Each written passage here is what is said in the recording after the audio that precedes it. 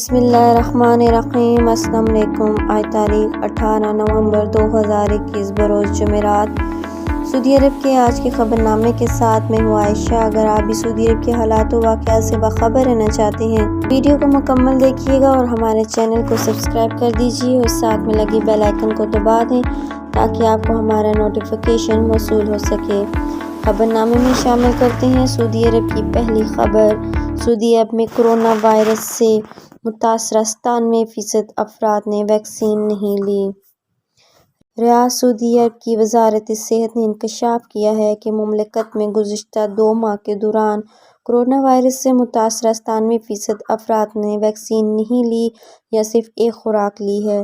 Media reports کے مطابق ایک بیان میں وزارت صحت نے مزید کہا کہ متاثرہ افراد میں سے 65% کو حفاظتی ٹیکے نہیں لگائے گئے ہیں، ان میں سے 32% کو ایک خوراک دی گئی، جبکہ متاثرہ افراد میں سے 3% کو 2 خوراکیں دی گئیں۔ وزارت صحت کے کرونا کی تبدیل ہوتی ہوئی شکلوں کے اثرات کو روکنے اور وائرس سے پیدا ہونے والی پیچیدگیوں سے بچانے کے لیے کورونا ویکسین کی 2 خوراکیں لینے کا عمل تیزی سے مکمل کرنے پر زور دیا۔ وزارت صحت نے شہریوں پر زور دیا کہ وہ کورونا ویکسین کی بوسٹر ڈوز لینے میں جلدی کریں۔ وزارت صحت کا کہنا تھا کہ حفاظتی ویکسین جسم کے قدرتی دفاع کے ساتھ کام کرکے بیماری کے لاحق ہونے کے خطرے کو کم کرتے ہیں۔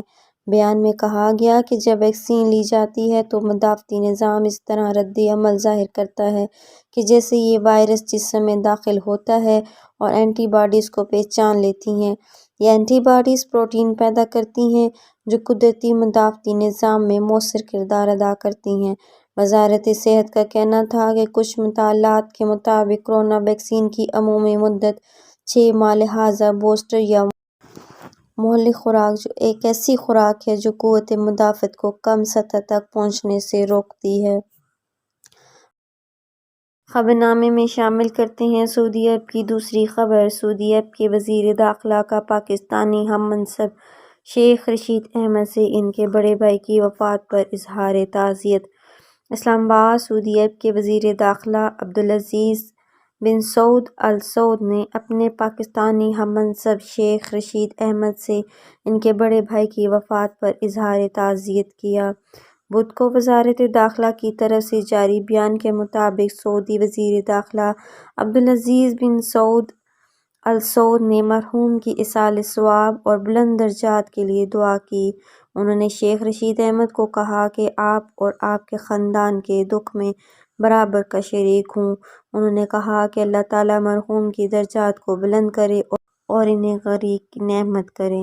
آج کے خبر نامے میں اتنا ہی۔ مزید خبروں کے لیے دیکھتے رہیے سعودی اردو نیوز اور مجھے دیجیے اجازت۔ اللہ حافظ۔